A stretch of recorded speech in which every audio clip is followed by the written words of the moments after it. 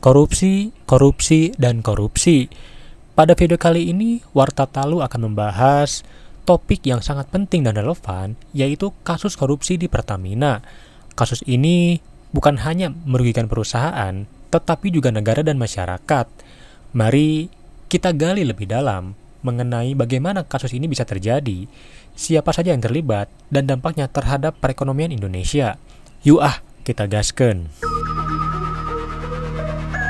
Kasus korupsi di Pertamina telah menjadi sorotan publik, terutama setelah Kejaksaan Agung atau Kejagung menetapkan 9 orang sebagai tersangka dalam dugaan korupsi tata kelola minyak mentah dan produk kilang pada periode 2018 sampai 2023. Total kerugian negara akibat kasus ini diperkirakan mencapai 193,7 triliun, menjadikannya salah satu kasus korupsi terbesar dalam sejarah Indonesia.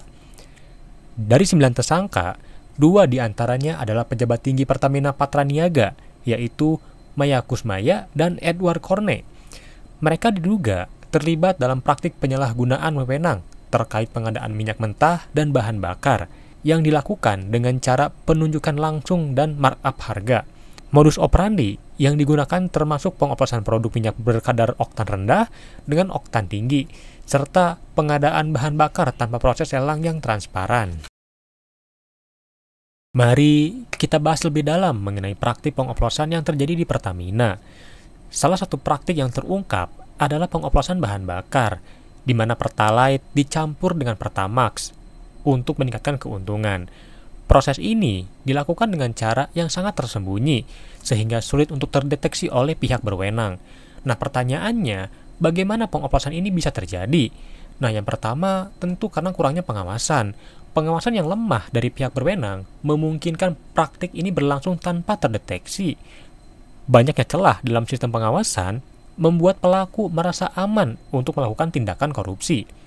Nah, yang kedua, tentu adalah karena jaringan internal.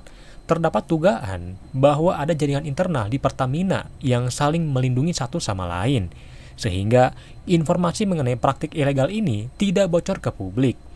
Nah, yang ketiga adalah karena adanya manipulasi data. Pelaku juga diduga melakukan manipulasi data dan dokumen untuk menutupi jejak mereka, sehingga sulit bagi pihak berwenang untuk menemukan bukti yang cukup untuk menindaklanjuti. Praktik pengoplosan ini tidak hanya merugikan negara, tetapi berdampak juga pada kualitas bahan bakar yang diterima oleh konsumen. Kendaraan yang menggunakan bahan bakar oplosan dapat mengalami masalah performa, seperti kerusakan mesin, karena penggunaan bahan bakar yang berkualitas rendah dapat menyebabkan kerusakan pada mesin kendaraan, yang pada gilirannya meningkatkan biaya perawatan, lalu memiliki dampak juga untuk efisiensi bahan bakar.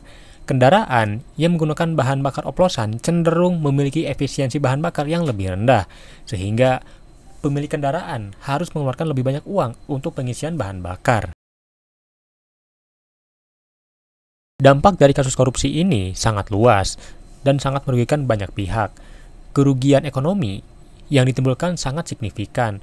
Uang yang seharusnya digunakan untuk pembangunan infrastruktur dan kesejahteraan masyarakat justru hilang akibat praktik korupsi ini. Kasus ini juga menyebabkan kehilangan kepercayaan publik terhadap pemerintah dan institusi BUMN.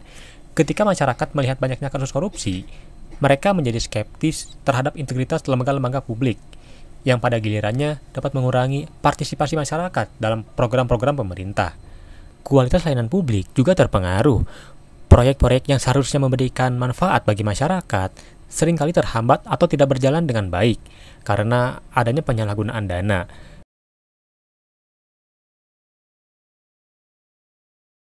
Pertanyaannya, kenapa banyak korupsi di Indonesia? Salah satu alasan mengapa banyak kasus korupsi di Indonesia adalah karena masyarakat seringkali tidak menyadari bahwa tindakan korupsi dapat terjadi dalam kehidupan sehari-hari. Banyak praktik yang dianggap sepele, seperti nembak SIM atau memberikan uang pelicin untuk mendapatkan layanan publik, sebenarnya merupakan bentuk korupsi. Tindakan semacam ini dapat memperburuk budaya korupsi, karena masyarakat menjadi terbiasa dengan perilaku mengambil keuntungan dari situasi yang tidak semestinya. Ini menciptakan siklus di mana korupsi dapat dianggap sebagai hal yang wajar dan dapat diterima.